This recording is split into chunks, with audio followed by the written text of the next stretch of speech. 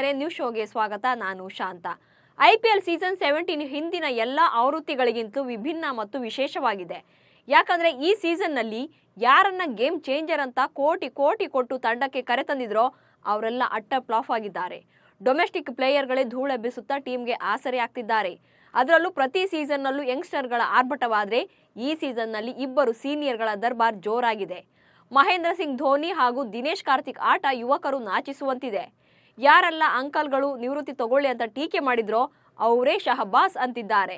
IPL ಪಂದ್ಯಕ್ಕೂ ಮುನ್ನ ದಿನೇಶ್ ಕಾರ್ತಿಕ್ ಹಾಗೂ ಧೋನಿ ಎದುರಿಸಿದ ಸವಾಲುಗಳೇನು, ಟೀಕೆಗಳನ್ನ ಮೆಟ್ಟಿ ನಿಂತು ಮ್ಯಾಜಿಕ್ ಮಾಡಿದ ಹೇಗೆ ಅನ್ನೋ ಬಗ್ಗೆ ಹೇಳ್ತೇನೆ. ನೀವು ಸುದ್ದಿಯಾನದ ಸಬ್ಸ್ಕ್ರೈಬರ್ ಆಗೋದಕ್ಕೆ ಮರಿಬೇಡಿ. ಈ ಬಾರಿಯ IPL ಮ್ಯಾಚ್ನಲ್ಲಿ ರೆಕಾರ್ಡ್ ಬ್ರೇಕರ್ ಮ್ಯಾಚ್ಗಳು, ಹೊಸ ಪ್ರತಿಭೆಗಳ ಪರ್ಫಾರ್ಮೆನ್ಸ್, ಬೌಂಡ್ರಿ ಸಿಕ್ಸರ್ಗಳ ಭರಾಟೆ ಮನರಂಜನೆ ನೀಡ್ತಿದೆ. ಇದೆಲ್ಲದರ ನಡುವೆ ತುಂಬಾನೇ ಗಮನ ಸೆಳೀತಾ ಇರೋದು ಅಂದ್ರೆ ಅದು ಮಹೇಂದ್ರ ಸಿಂಗ್ ಧೋನಿ ಹಾಗೂ ದಿನೇಶ್ ಕಾರ್ತಿಕ್ ಬ್ಯಾಟಿಂಗ್.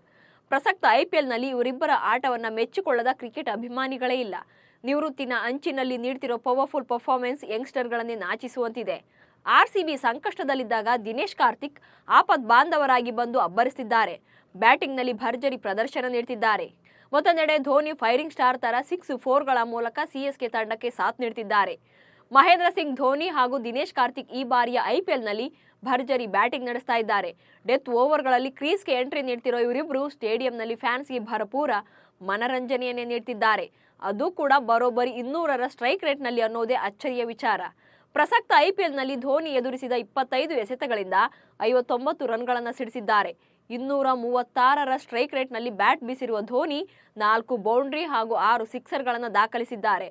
ಇನ್ನು ದಿನೇಶ್ ಕಾರ್ತಿಕ್ 7 ಪಂದ್ಯಗಳಿಂದ 110 ಎಸೆತಗಳಲ್ಲಿ 226 ರನ್ಗಳನ್ನು ಸಿಡಿಸಿದ್ದು 16 ಬೌಂಡ್ರಿ ಹಾಗೂ 18 ಸಿಕ್ಸರ್ಗಳನ್ನು ಬಾರಿಸಿದ್ದಾರೆ. 205.45ರ ಸ್ಟ್ರೈಕ್ ರೇಟ್ನಲ್ಲಿ ಬ್ಯಾಟ್ ಬೀಸಿದ್ದಾರೆ. ಆ ಮೂಲಕ ಡೆತ್ ಓವರ್ಗಳಲ್ಲಿ ನಮ್ಮನ್ನ ಮೀರಿಸುವವರು ಯಾರಿಲ್ಲ ಅಂತಿದ್ದಾರೆ ಧೋನಿ ಮತ್ತು DK. ಧೋನಿ ಹಾಗೂ ದಿನೇಶ್ ಕಾರ್ತಿಕ್ IPL ಇತಿಹಾಸದ ಅತ್ಯಂತ ಹಿರಿಯ ವಿಕೆಟ್ ಕೀಪರ್ಸ್ ಹಾಗೂ ಮ್ಯಾಚ್ ಫಿನಿಷರ್ಸ್. 2008ರ ಚೊಚ್ಚಲ IPLನಿಂದ ಈವರೆಗೆ ಅಂದರೆ ಸತತ 17 ಸೀಸನ್ಗಳಲ್ಲಿ ವಿಕೆಟ್ ಕೀಪರ್ಗಳಾಗಿ ಮ್ಯಾಚ್ ಫಿನಿಷರ್ಗಳಾಗಿ ಇಬ್ಬರೂ ಆಟಗಾರರು ಕೂಡ ಕಾರ್ಯವನ್ನು ನಿರ್ವಹಿಸ್ತಾ ಇದ್ದಾರೆ. ಸೀಸನ್ನಿಂದ ಸೀಸನ್ಗೆ ಇವರ ವಯಸ್ಸು ಹೆಚ್ಚಾದಂತೆಲ್ಲ ಬ್ಯಾಟಿಂಗ್ ಖದರ್ ಹೆಚ್ಚಾಗ್ತಿದೆಯೇ ಹೊರತು ಕಡಿಮೆ ಆಗ್ತಾ ಇಲ್ಲ. ಪ್ರಸಕ್ತ ಸೀಸನ್ನಲ್ಲೂ ಕೂಡ ತಾವು ಆಡ್ತಿರೋ ಮೊದಲ IPL ಸೀಸನ್ ಎಂಬ ಉತ್ಸಾಹದಲ್ಲೇ ಬ್ಯಾಟಿಂಗ್ ಅನ್ನು ನಡೆಸ್ತಿದ್ದಾರೆ. ವಿಕೆಟ್ ಹಿಂದೆಯೂ ಕೂಡ ಜಾದೂ ಮಾಡ್ತಿದ್ದಾರೆ. ತಂಡದ ಗೆಲುವಿಗಾಗಿ ಛಲದ ಹೋರಾಟ ನಡೆಸಿದ್ದಾರೆ. ಪ್ರತಿ ಸಲದ IPL ಸೀಸನ್ನಲ್ಲೂ ಒಂದಿಲ್ಲೊಂದು ವಿಶೇಷತೆಗಳು ಇದ್ದೇ ಇರ್ತವೆ. ಆದರೆ ಈ ಬಾರಿ ಅಂತೂ ತುಂಬಾನೇ ಸ್ಪೆಷಾಲಿಟಿಗಳು ಇವೆ.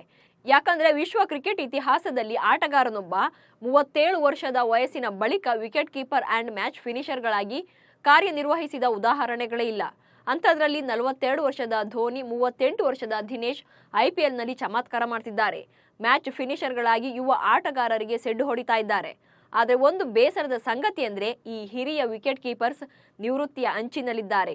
ಬಹುತೇಕ ಇದೇ ಸೀಸನ್ ಇವರಿಬ್ಬರಿಗೂ ಕೂಡ ಕೊನೆಯ IPL ಆಗಬಹುದು ಎನ್ನಲಾಗ್ತಿದೆ. ಆದರೆ ವಯಸ್ಸಾಯ್ತು, ಅಂಕಲ್ಸ್, ತಂಡಕ್ಕೆ ಏನ್ ಆಡ್ತಾರೆ, ಟೀಮ್ ಗೆಲ್ಲೋಕೆ ಆಗಲ್ಲ, ನಿವೃತ್ತಿ ತಗೊಳ್ಳಿ, ಕಾಮೆಂಟ್ರಿ ಮಾಡ್ಲಿ ಅಂತ ಜರ್ದಿದವರ ಮುಂದೆಯೇ ಸಾಧಿಸಿ ತೋರಿಸಿದ್ದಾರೆ. ಯುವ ಆಟಗಾರರು ಕೂಡ ಇವರಿಂದ ನೋಡಿ ಕಲಿಯಬೇಕಾಗಿರೋದು ಸಾಕಷ್ಟಿದೆ. ಟಿಕೆಟ್ ವಿಚಾರವಾಗಿಯೇ ಹಲ್ಚಲ್ ಸೃಷ್ಟಿಸಿದ್ದ ಮೈಸೂರು ಕೊಡಗು ಲೋಕಸಭಾ ಕ್ಷೇತ್ರ ಮಹಾರಾಜರ ಎಂಟ್ರಿಯಿಂದ ಹೈ ವೋಲ್ಟೇಜ್ ಕಣವಾಗಿ ಮಾರ್ಪಟ್ಟಿದೆ. CM ಸಿದ್ದರಾಮಯ್ಯಗೆ ತವರು ಕ್ಷೇತ್ರದ ಗೆಲುವು ಪ್ರತಿಷ್ಠೆಯಾಗಿದ್ರೆ ಅತ್ತ BJPಗೆ ಮತ್ತೆ ಕ್ಷೇತ್ರವನ್ನ ಉಳಿಸಿಕೊಳ್ಳೋ ಸವಾಲಿದೆ.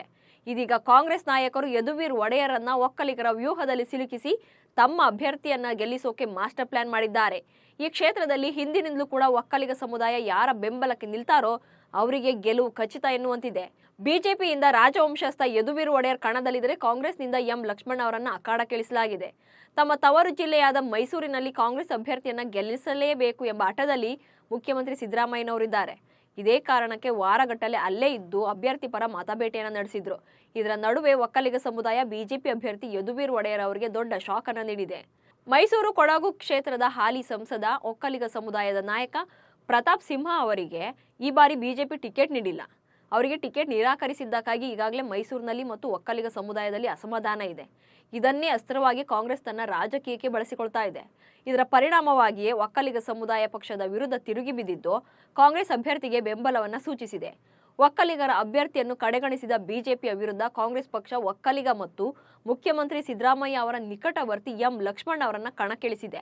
ಇದೀಗ ಮೈಸೂರು ಒಕ್ಕಲಿಗ ಸಂಘದ ಅಧ್ಯಕ್ಷ ಮರಿಸ್ವಾಮಿ ಅವರು ಕಾಂಗ್ರೆಸ್ ಅಭ್ಯರ್ಥಿ M ಲಕ್ಷ್ಮಣ್ ಅವರನ್ನ ಬೆಂಬಲಿಸುವುದಾಗಿ ಘೋಷಣೆ ಮಾಡಿದ್ದಾರೆ. ಹಾಲಿ ಸಂಸದ ಪ್ರತಾಪ್ ಸಿಂಹ ಅವರು ಒಕ್ಕಲಿಗ ಸಮುದಾಯದಿಂದ ಬಂದಿದ್ರಿಂದ ಅವರಿಗೆ ಟಿಕೆಟ್ ನಿರಾಕರಿಸಲಾಗಿದೆ. ಒಕ್ಕಲಿಗರನ್ನು ವ್ಯವಸ್ಥಿತವಾಗಿ ಬದಿಗೊತ್ತಲಾಗಿದೆ ಮತ್ತು ಅದರಿಂದ ಈ ನಿರ್ಧಾರ ಕೈಗೊಳ್ಳಲಾಗಿದೆ ಎಂದು ತಿಳಿಸಿದ್ದಾರೆ. ಹಾಗೂ ಎಂ ಲಕ್ಷ್ಮಣ್ ಅವರು ಕಾಂಗ್ರೆಸ್ ಅಭ್ಯರ್ಥಿ ಅಂತೇಳಿ ನಾವು ಅವರಿಗೆ ಬೆಂಬಲವನ್ನ ಕೊಡ್ತಾ ಇಲ್ಲ. ಲಕ್ಷ್ಮಣ್ ಅವರು ಒಕ್ಕಲಿಗರು, ಅವರು ಒಕ್ಕಲಿಗರ ಸಂಘದಿಂದಲೂ ಕೂಡ ಸ್ಪರ್ಧೆ ಮಾಡಿದ್ರು.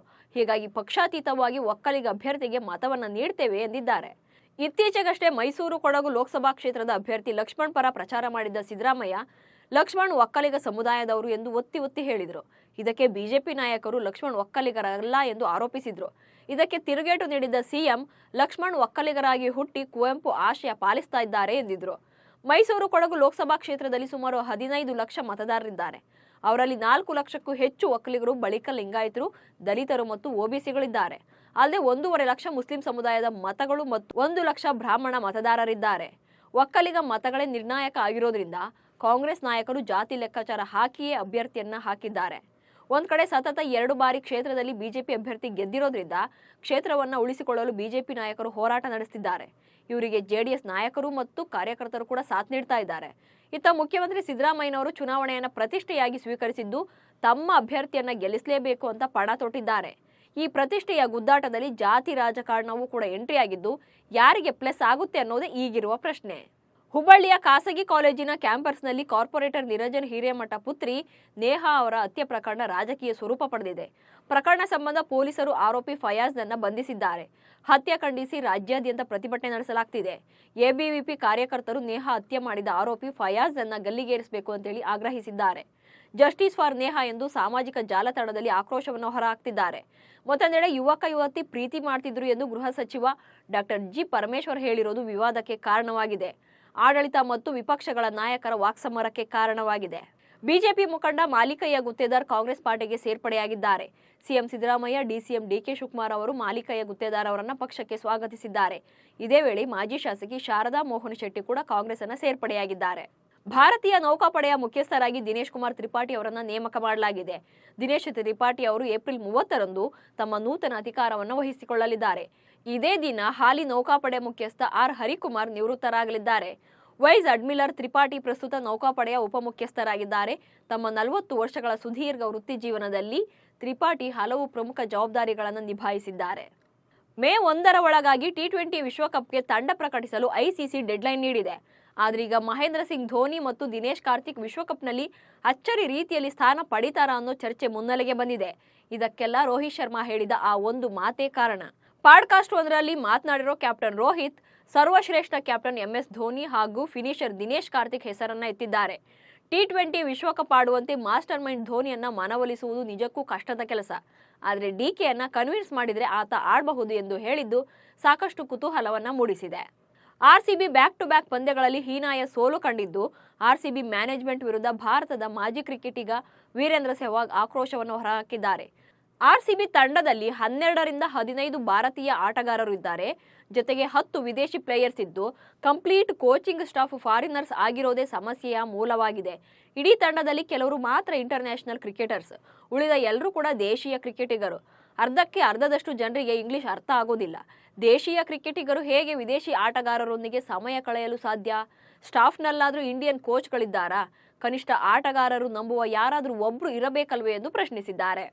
ಏಪ್ರಿಲ್ 18ರಂದು ನಡೆದ ಪಂಜಾಬ್ ಕಿಂಗ್ಸ್ ಮತ್ತು ಮುಂಬೈ ಇಂಡಿಯನ್ಸ್ ತಂಡಗಳ ನಡುವಿನ ಪಂದ್ಯದ ಟಾಸ್ ಪ್ರಕ್ರಿಯೆ ವೇಳೆ ನಾಟಕೀಯ ಬೆಳವಣಿಗೆಗಳು ನಡೆದಿವೆ. ನಾಣ್ಯ ಮೇಲಕ್ಕೆ ಚಿಮ್ಮಿಸಿ ಕೆಳಕ್ಕೆ ಬೀಳ್ತಾ ಇದ್ದಂತೆಯೇ ಪಂಜಾಬ್ ನಾಯಕ ಸ್ಯಾಮ್ ಕರ್ರನ್ ನಾಣ್ಯದ ಬಳಿ ಹೋಗಿ ಸೂಕ್ಷ್ಮವಾಗಿ ಗಮನಿಸಿದ್ದಾರೆ. ಹೆಡ್ ಅಥವಾ ಟೇಲ್ಸ್ ಯಾವುದು ಬಿದ್ದಿದೆ ಎಂಬುದನ್ನು ಗಮನಿಸಿ ಮ್ಯಾಚ್ ರೆಫ್ರಿ ಹೇಳುವುದಕ್ಕೆ ತಾಳೆ ಇದೆಯಾ ಎಂಬುದನ್ನು ಖುದ್ದು ತಾವೇ ಕಂಡುಕೊಂಡಿದ್ದಾರೆ. ಇದೇ ವೇಳೆ ಕ್ಯಾಮರಾಮನ್ ಕೂಡ ಟಾಸ್ ನಾಣ್ಯವನ್ನು ಝೂಮ್ ಹಾಕಿ ತೋರಿಸಿದ್ದಾರೆ. ಗುಜರಾತ್ ಟೈಟನ್ಸ್ ಮತ್ತು ಮುಂಬೈ ಇಂಡಿಯನ್ಸ್ ನಡುವಿನ ಪಂದ್ಯದ ವೇಳೆ ಕೂಡ ಜಿಟಿ ನಾಯಕ ಶುಭ್ಮನ್ ಗಿಲ್ ಕೂಡ ಟಾಸ್ ಅನ್ನು ಸೂಕ್ಷ್ಮವಾಗಿ ಗಮನಿಸಿದ್ರು. ಈ ಹಿಂದೆ ಆರ್ಸಿಬಿ ಮತ್ತು ಮುಂಬೈ ತಂಡದ ಪಂದ್ಯದ ವೇಳೆ ಹಾರ್ದಿಕ್ ಪಾಂಡ್ಯ ನಾಣ್ಯವನ್ನು ಚಿಮ್ಮಿಸುವಾಗ ಪಿಚ್ನ ಹಿಂದೆ ನಾಣ್ಯವನ್ನು ಹಾರಿಸಿದ್ದರು. ಆ ದೃಶ್ಯಗಳು ಕ್ರಿಕೆಟ್ ಲೋಕದ ಗೊಂದಲಕ್ಕೆ ಕಾರಣವಾಗಿತ್ತು. ಇವೆಷ್ಟು ಇವತ್ತಿನ ನ್ಯೂಸ್ ಶೋ ಸುದ್ದಿಗಳು. ನಮಸ್ಕಾರ.